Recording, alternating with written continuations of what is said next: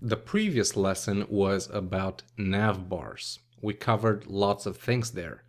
Among the other UI elements, we find breadcrumbs and pagination controls. So let's check them out.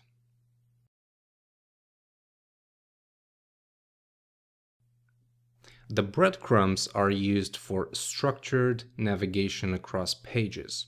It's basically an inline tree structure. So to generate it, you need to use an unordered list. UL, which contains, let's do 3 list items, each one of them containing a link.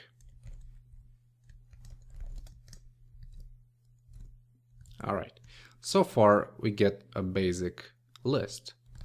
Add the class breadcrumb, like this, and it suddenly gets a background color and the links are all inline. You can also have dividers by using a span with a class of divider. So span with class of divider. I'm gonna do this. Also copy it on the next link. Okay, now it's starting to look like a real breadcrumb. Finally, you can have an active item, usually the very last item in the list. So to do that, add the class of active, and you can remove the link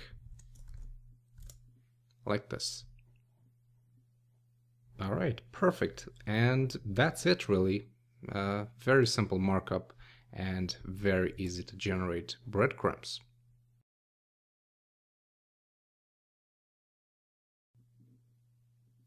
Pagination is mostly used for apps, search results, or blogs.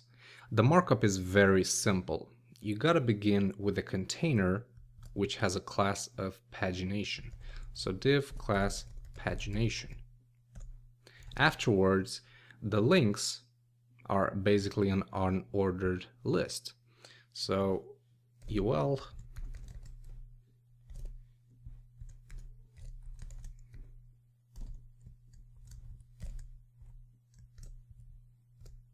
okay, something like this.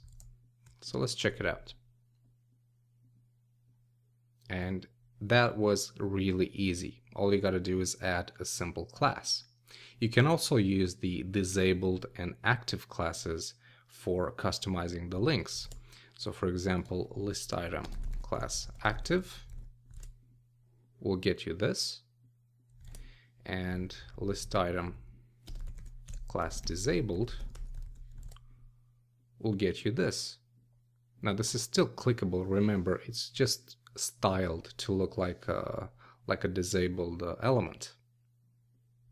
Pagination comes in all sizes. You can have large, small, and mini sizes. So let's check it out. I'm gonna add pagination, large, and you can see that it's very large. And let's just copy this so you can see the differences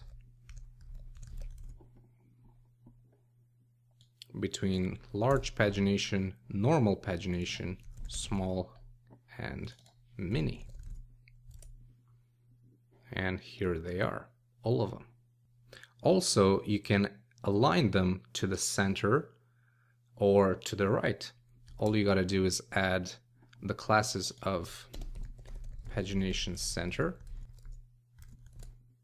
like this, or pagination right,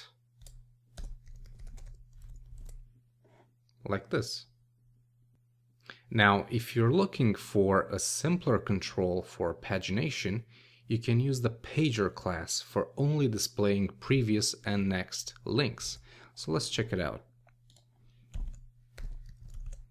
We're going to say UL with a class of pager, which contains 2 list items with anchor tags.